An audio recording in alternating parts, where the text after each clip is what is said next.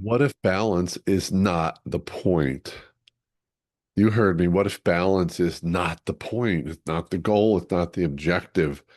So many people talk about work-life balance, and it's a dream because think about what balance means. Balance means some sort of equal, right?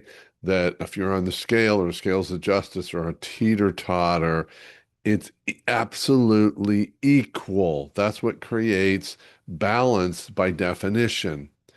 And there's nothing truly going to be equal about this debate, this conflict, this tension between work and life. Let's think about time. When you take out sleep, which we all need, and some of us get more than others or less than others, we're all typically, if we're in a traditional work environment, I'm not saying we're limited to that, but if we're in a typical work environment of 40 plus hours a week, we will have more time working than we will invest in life. Therefore, we are out of balance. And recently, a leader in an organization told me something that doesn't surprise me, but caught me off guard. He said, many of our people believe that the definition, the goal of work-life balance is only working 40 hours a week. And if they're at 40 hours a week or less, therefore they have work-life balance. And that tells me that the goal of balance is the wrong goal. Do we really want balance or do we want a richer life, a more joyful life, a calmer life, a more fun life? And that will come not because of balance, not based upon the hours we work, but what we do with those hours.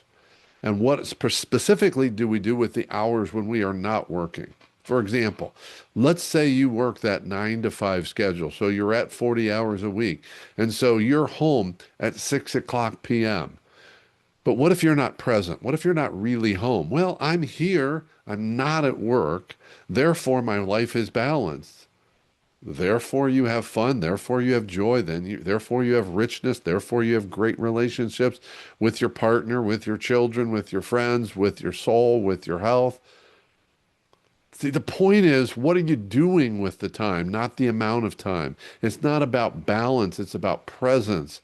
It's about choices. It's about prioritization. It's about what's important to you and making sure that you're not only giving it time, but you are giving it presence.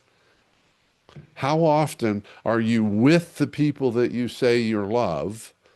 You're with them. That's what you said. And on the clock, you're with them. You're not at work. And yet here you are. You're on your device. You're on your iPad.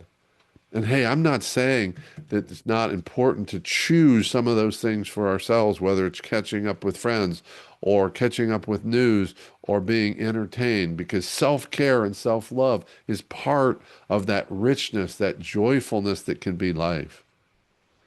The key point to take away here is balance is not the goal. It's not the objective. It's not the point. And if you think you have found work-life balance because you only work 40 hours a week, then I say, tell me about your life. And more importantly, let me talk to your kids. Let me talk to your partner. Let me talk to your friends. Let them tell me if your life is filled with joy and richness and fun and presence, even though you're telling them and you're telling me that your life is balanced. It's the wrong goal.